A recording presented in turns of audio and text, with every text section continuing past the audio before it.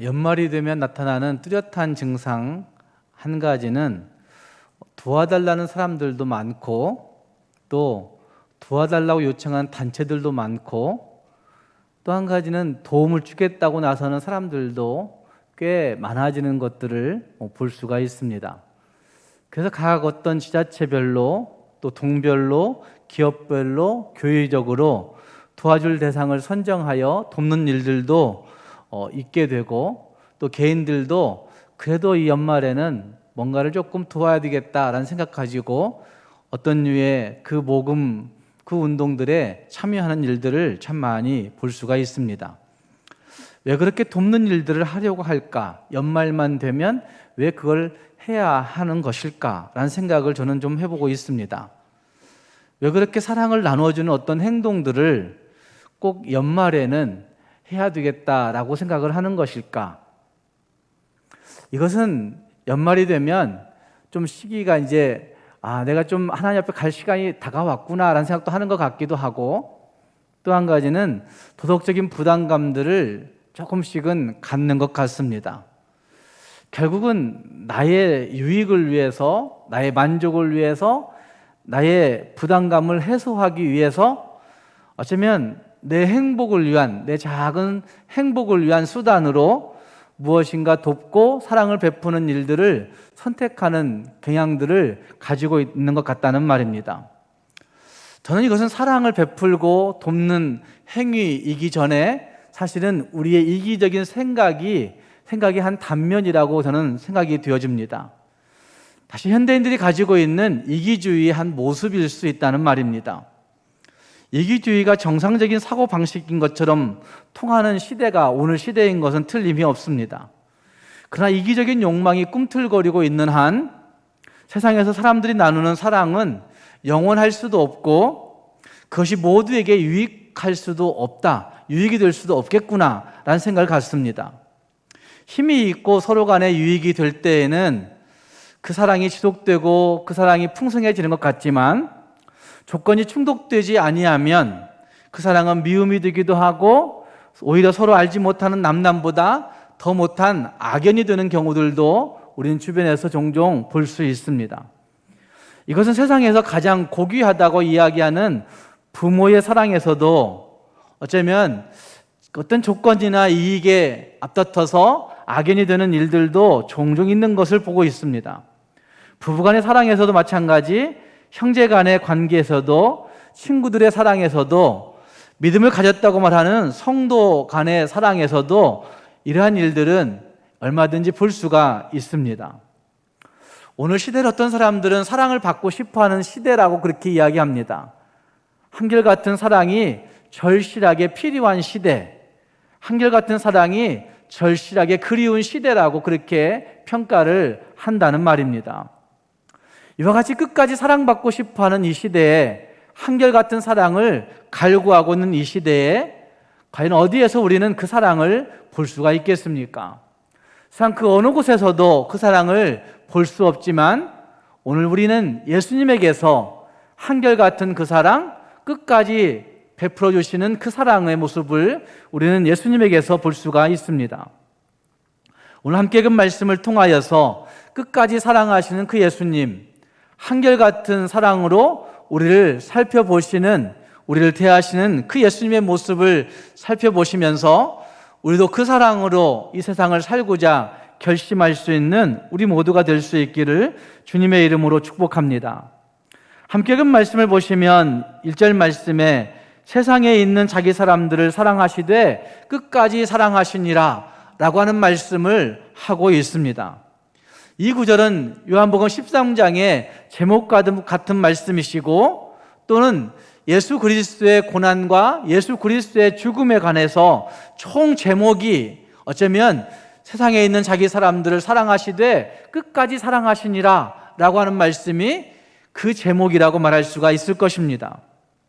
여기 끝까지 사랑하심이라고 표현되어지고 있는 이 사랑은 시간적인 의미로는 길고 영원한 모습인 것을 분명히 우리에게 말씀해 주고 있고, 질량적인 의미로서는 죽기까지 사랑하시는, 절대적으로 자기의 모든 것들을 다 주시고 사랑하시는 예수님의 사랑이 거기에 담겨 있음을 우리는 볼 수 있습니다. 예수님께서 제자들을 이와 같이 끝까지 시간적으로 영원히 질량적으로 죽기까지 사랑하신다는 것이 여러분 쉬운 일이었다고 생각하십니까? 세상에 있는 자기 사람들은 놔두시고 3년 동안 따라다녔던 그 제자들을 정말 끝까지 사랑하신다, 죽기까지 사랑하신다, 정말 영원히 사랑하신다, 이 사랑이 쉬웠을까요? 저는 결코 쉽지 않았을 것이라고 생각합니다. 예수님의 제자들은 3년 동안 예수님에게서 배움받으면서도 아무리 가르치고 말씀하여도 그것이 무슨 뜻인지 잘 몰라서 자꾸만 딴짓을 했던 일들이 예수님 따라다니던 제자들에게 보였습니다. 그래서 예수님은 그들에게 말합니다. 아직도 깨닫지 못하느냐?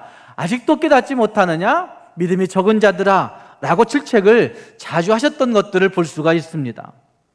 그들은 배신하고 또 배신합니다. 그런 그들을 예수님이 끝까지 사랑하고 싶은 마음이 있었겠습니까? 그럼에도 불구하고 그러한 제자들을 포함한 세상에 있는 자기 사람들을 사랑하되 끝까지 사랑하셨다라고 오늘 본문은 표현하고 있는 것입니다.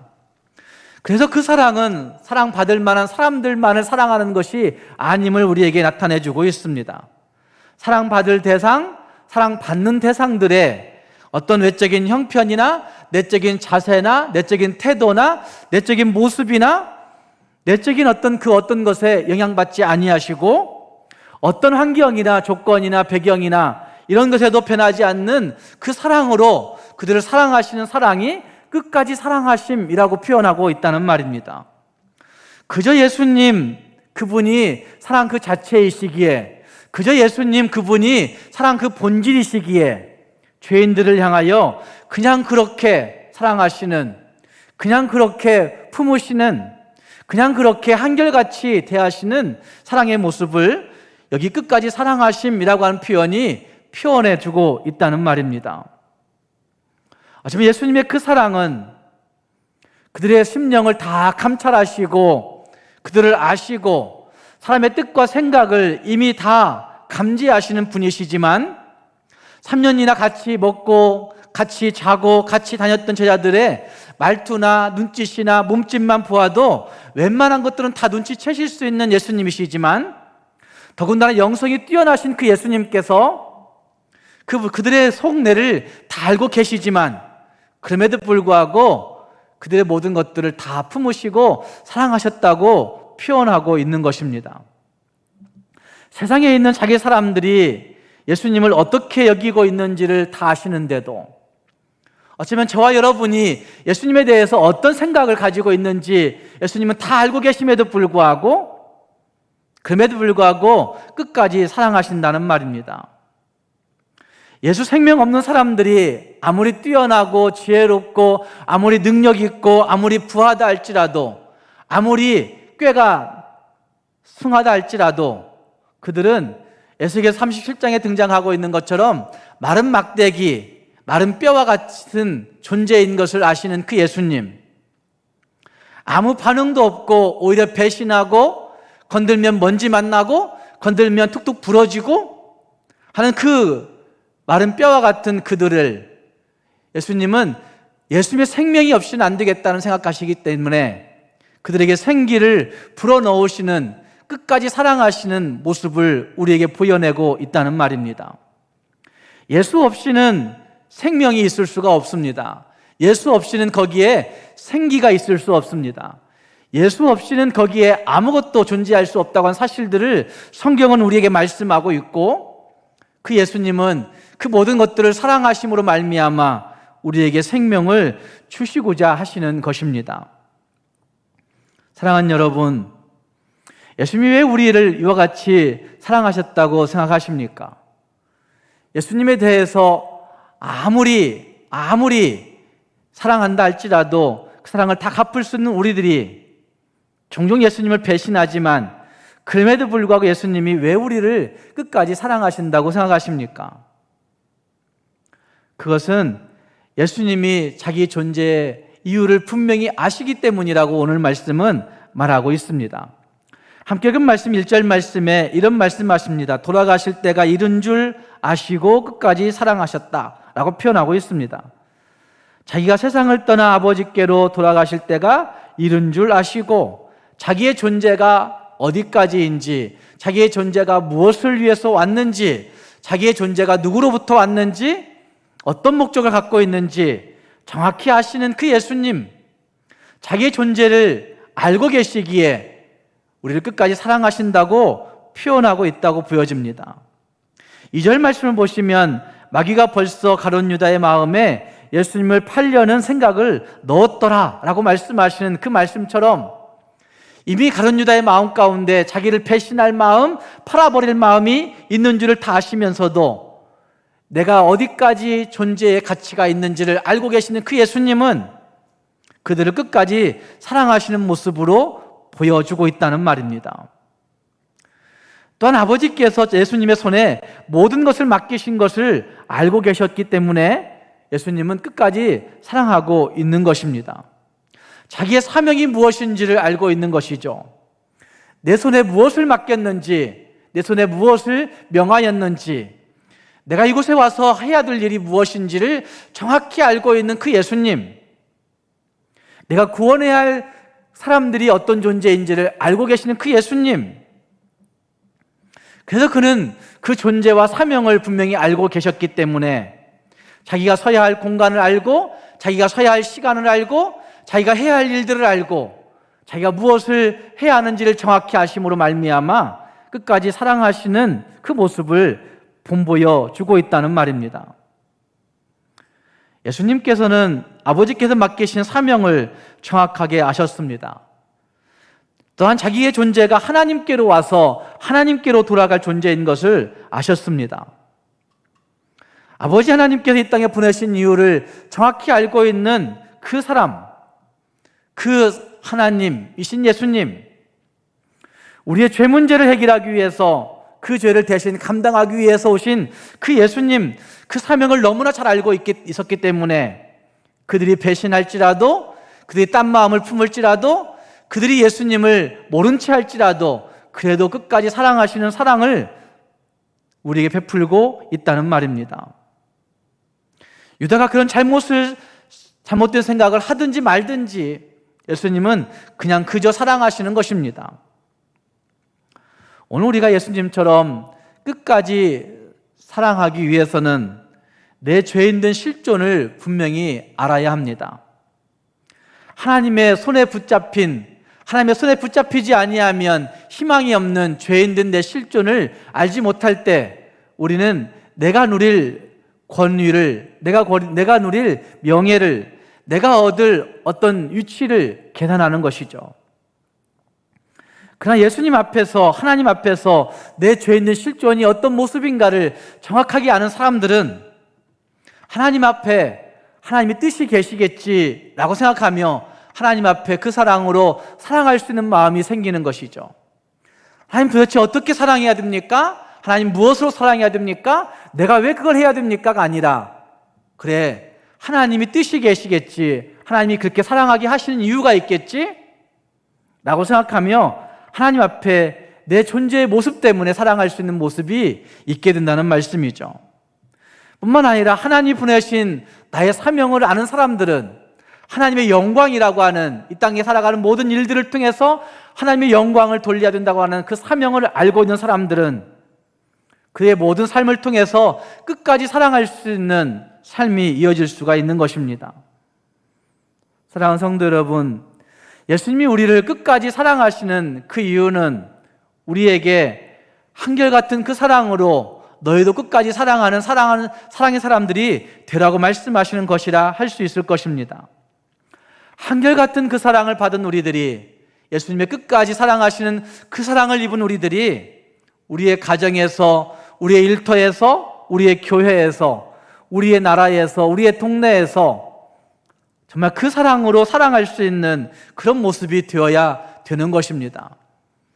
죄인된 내 실존을 보고 그걸 다 품으신 예수님의 그 사랑을 감격하면서 겸손하게 엎드리고 사명의식을 분명히 가지고 사랑할 수 있는 그런 모습이 우리에게 있어야 된다는 말입니다. 우리 모두가 우리의 실존을 보고 하나님이 내게 베푸신 사명을 분명히 하면서 끝까지 사랑할 수 있는 하나님의 사람들, 한결같은 주의 사랑으로 그 사랑을 나눠줄 수 있는 주의 백성들이 될 수 있기를 주님의 이름으로 축복합니다. 또한 예수님은 저와 여러분을 향하여 끝까지 사랑하시는 그 사랑을 보여주시기 위해서 함께 읽은 말씀 가운데 몇 가지의 모습을 실천하고 있는 모습이 거기에 등장하고 있습니다. 한 가지는 자리에 일어서시는 모습이 거기 등장합니다. 4절 말씀에 저녁 잡수시던 자리에서 일어나 라고 표현하고 있습니다. 지금 예수님의 일행은 저녁을 먹는 시간이 되었습니다. 아니 3절 말씀을 보시면 저녁 먹는 중 예수는 아버지께서 모든 것을 자기 손에 맡기신 것과 라고 표현하는 그 말씀을 보면 저녁을 먹고 있는 중이었던 것도 볼 수가 있습니다.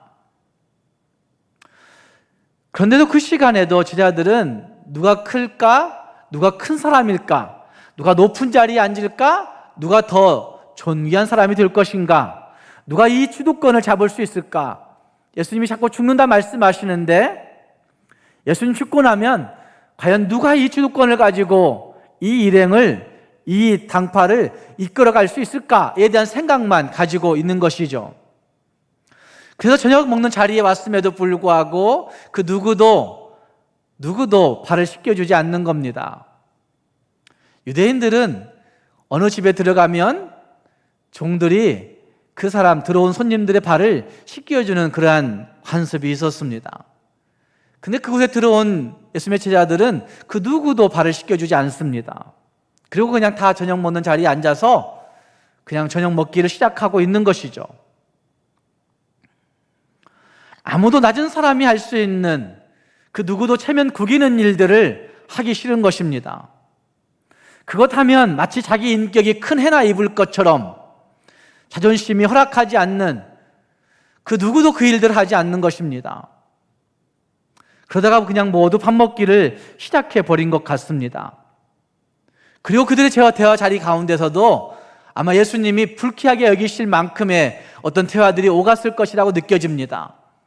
이미 가룟 유다는 예수님 팔 생각을 마음속에 먹어버렸기 때문에 어쩌면 그 자리에서 되어지는 많은 대화의 내용들이 예수님의 심기를 건드릴 만한 어떤 주제였을 것이라고 느껴집니다. 그래서 예수님은 그 자리를 박차고 일어서시는 것입니다. 평안함의 자리, 그냥 앉아 있으면 괜찮을 자리, 그냥 밥 먹기에는 아무 문제 없는 무난한 자리, 어쩌면 그냥 먹는 그 음식을 통해서 익숙하게 그냥 있을 수 있는 그런 자리, 어쩌면 그냥 거기에 발맞춰 가면 그냥 그 분위기 맞추면 그냥 그래도 괜찮고 화기애애하고 기뻐할 수 있는 그런 자리, 그런 자리에서 예수님이 일어나고 계시는 것입니다. 예수님이라고 편안한 것 모르겠습니까? 예수님이라고 권위 부를 줄 모르겠습니까?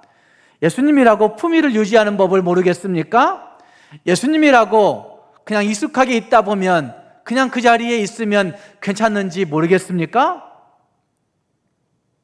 다 아시지만 이제 떠나가야 할 때가 아시기에, 이제 돌아가야 할 때가 이른 줄을 아시기 때문에, 아니 하나님이 그에게 주신 사명이 무엇인지를 정확히 알고 계시기 때문에 예수님은 그 사랑을 보여줘야 될 필요를 느끼시고 그 자리에서 일어나고 계시는 것입니다. 그 자리는 분명 편안함의 자리였고, 그 자리는 내 자존심의 자리였고, 그 자리는 변화를 싫어하는 인간이 가진 익숙함의 자리였습니다. 더 나아가서는 그 자리는 인간이 쥐고 있는, 이기적인 인간들이 쥐고 있는 욕망의 자리였습니다. 왜 그렇게 그 자리를 털고 일어서는 것이 어려운지 모릅니다. 끝까지 사랑한다는 것은 자기가 누릴 수 있는 그 자리를 과감하게 털고 일어날 때 가능한 것입니다. 그 익숙함의 자리, 편안함의 자리, 그 욕망의 자리, 내가 존귀함을 누릴 수 있는 그 자존심의 자리, 그 자리에 일어서지 아니하면, 그 자리를 박차고 털지 아니하면 끝까지 사랑하는 사랑은 있을 수가 없는 것이죠. 한결같은 사랑은 있을 수가 없다는 말입니다. 끝까지 사랑하셨던 예수님처럼 진짜 끝까지 사랑하는 사람이 되려고 한다면 어쩌면 우리의 못난 자존심과 자기 중심적인 생각들과 익숙함과 편안함의 그 모든 자리를 떨치고 일어서야만이 진짜 끝까지 사랑할 수 있는, 진짜 한결같은 사랑으로 사랑하는 진짜 하나님의 사람들이 될 수가 있는 것입니다. 사랑하는 성도 여러분, 예수님은 우리를 구원하시고 우리를 끝까지 사랑하시는 그 본을 이 땅에 사시는 동안에 보여내셨습니다. 그 익숙하고 편안한 자리를 일어나심으로 말미암아 존귀와 영광 받을 수 있는 그 자리를 박차고 일어나심으로 말미암아 우리에게 그 구원을 이루시고 우리에게 생명을 가져오셨다는 말입니다. 우리 모두도 내 편안한 자리, 내 익숙한 자리, 내가 머무르고 싶은 그 욕망의 자리, 그 자존심의 자리 박차고 일어서서 예수님과 같이 한결같은 그 사랑, 끝까지 사랑하시는 그 사랑 행할 수 있는 하나님의 사람들 될 수 있기를 주님의 이름으로 축복합니다. 또한 4절을 보면 자리에 일어서신 예수님께서 겉옷을 벗고 수건을 두르시는 모습이 거기에 등장합니다. 유대인들에게 겉옷은 신분을 상징했다고 합니다. 우리나라도 마찬가지였습니다. 그 사람이 입은 옷의 형태와 색깔과 그 옷에 부착한 장식들의 모습과 문양, 그 모든 것들이 하나하나 다 그 사람의 신분을 상징하는 것이었다고 합니다. 특히 조선시대 1품부터 2품은 홍색 관복을 입었었고 3품부터 6품은 청색의 옷을 입었고 7품에서 9품은 녹색의 관복을 입음으로 말미암아 그냥 관복 입고 지나가는 그것만 보아도 저 사람은 지체 높으신 분이야 라고 생각하게 되었다는 것이죠. 예수님이 입으신 옷은 부자들이나 고관들이 입는 자색 옷이었다고 합니다. 그래서 그 겉옷을 벗으신 예수님의 모습은 선생님으로서의 지위와 신분과 그 권위를 내려놓으신 것이라고 할 수가 있을 것입니다. 그리고 수건을 가져다가 허리에 두르심으로 말미암아 당시 종들이 손님의 발을 씻기실 때 할 수 있는 의상과 태도를 갖추신 것이라 말할 수 있습니다. 끝까지 사랑하시는 그 사랑을 몸소 본보여 주고 계시는 것입니다. 이것은 예수 믿는 사람들에게 끝까지 사랑하는 것은 내가 가질 수 있는 권리를 포기하는 것이야, 끝까지 사랑한다 하는 것은 내가 마땅히 누릴 수 있고 누려야만 하는 그 어떤 그 권리, 권위마저 포기하는 것이라고 하는 사실을 보여주는 모습이라 할 수가 있는 것입니다. 예수님은 죄인들을 끝까지 사랑하기 위해서 하나님으로 마땅히 누리셔야 할 존귀와 영광의 권리를 포기하신 것입니다. 마땅히 가져야 되고 마땅히 가질 수 있고 마땅히 가지고 있는 그 존귀와 영광과 권세를 예수님이 포기하셨다는 말입니다. 섬김받을 수 있는 위치를 포기하신 것입니다. 자존심 내세울 수 있는 그 위치를 포기하시고 내려놓으신 것입니다. 그래서 예수님이 그렇게 포기하셨기 때문에 오늘 우리에게 생명이 온 것이고, 예수님이 그렇게 포기하셨기 때문에 오늘 저와 여러분이 이렇게 편안하게 예수를 외치며 예배할 수 있는 존재들이 되어 있는 것입니다. 사랑하는 여러분, 그 모든 권리를 다 포기하시고 우리를 끝까지 사랑하신 그 예수님이 이제는 우리에게 사랑하라고, 섬기라고 명령을 주고 계십니다. 끝까지 사랑하고 끝까지 섬기라고, 한결같은 주의 사랑으로 한결같은 주의 교회가 되라고, 한결같은 주의 사랑으로 한결같은 주의 성도들이 되라고 우리에게 말씀하고 있는 것입니다. 그런데 그렇게 끝까지 사랑하고 섬기는 것은 내가 마땅히 받을 수 있는, 내가 마땅히 가질 수 있는 권리와 위치를 포기하는 사람들만이 행할 수 있는 사랑이요 섬김이라 할 수 있습니다. 목사로서, 장로로서, 권사로서, 집사로서 당연히 얻어야 하는 위치와 영광이 있다고 생각합니다. 가만히 있으면 당연히 내게 돌아올 수 있는 어떤 권리라고 이야기할 수 있을 것입니다. 그러나 그 모든 것들을 포기해야만이 진짜 사랑하는 사람 되는 거야. 그 모든 것들을 내려놓아야만이 진짜 섬기는 사람 되는 거야 라고 말씀하는 것이라 할 수 있다는 말입니다. 우리 모두가 예수님이 겉옷을 벗고 자기의 모든 권리와 유치를 포기하시고 내려놓으시면서 우리를 끝까지 사랑하셨던 것처럼 우리도 예수님의 그 사랑 본받아 끝까지 사랑하고자 우리의 모든 권리를 다 내려놓고 포기할 줄 아는 진짜 사랑의 사람들 될 수 있기를 주님의 이름으로 부탁합니다. 마지막은 발을 씻겨주고 수건으로 닦아주시는 예수님의 모습이 5절 말씀에 등장하고 있습니다. 수건을 두른 예수님은 대야에 물을 떠서 제자들의 발을 씻기시고 그리고 두르신 수건으로 그들의 발을 닦아주시고 있습니다. 물을 떠서 발을 씻겨주고 닦아주는 수고를 다하고 있는 것이죠. 수고가 없는 사랑은 쇼일 수 있습니다. 조금 해보는 것일 수 있다는 말입니다. 참 어렵습니다. 몸으로 뛰어든다는 것이 어렵습니다. 그리고 몸이 여기저기 아프기 시작하면 하기도 힘듭니다. 그래서 우리는 말로만 하는 거죠. 이거 해, 저거 해. 교역자니까 이거 하고 이거 하라고 시켜놓고 그냥 가만히 뒷짐지고 있는 그런 교역자들, 이제까지 한국 교회의 기도 교역자들의 모습이었어요. 목사는 운전도 하면 안 되고, 목사는 뭐 청소도 하면 안 되고, 교역자는 그냥 가만히 존경받는 위치에 있는 것처럼. 그래서 한국 교회 이 모양 이 꼴 된 거죠. 장로님들도 마찬가지죠. 장로만 되고 나면 다 존경받는 위치에 있어야 되는 것으로 착각했어요. 그래서 젊은이들이 다 떠나가 버리는 거죠. 사랑하는 여러분, 끝까지 사랑하려면, 끝까지 사랑을 이야기하려면, 아니 기독교의 사랑을 논하려면 진짜 수고하고 헌신해야 되는 겁니다. 우리의 몸으로 뛰어들어 청소도 해보고 우리의 몸으로 뛰어들어 뭔가를 실천해 보아야 되는 겁니다. 그래야만이 그것이 진짜 끝까지 사랑하는 것이고 한결같은 사랑을 섬기는 것입니다. 사랑하는 여러분, 내가 고집하고 있는 자리는 어떤 자리입니까? 내가 포기해야 할 권리는 과연 무엇입니까?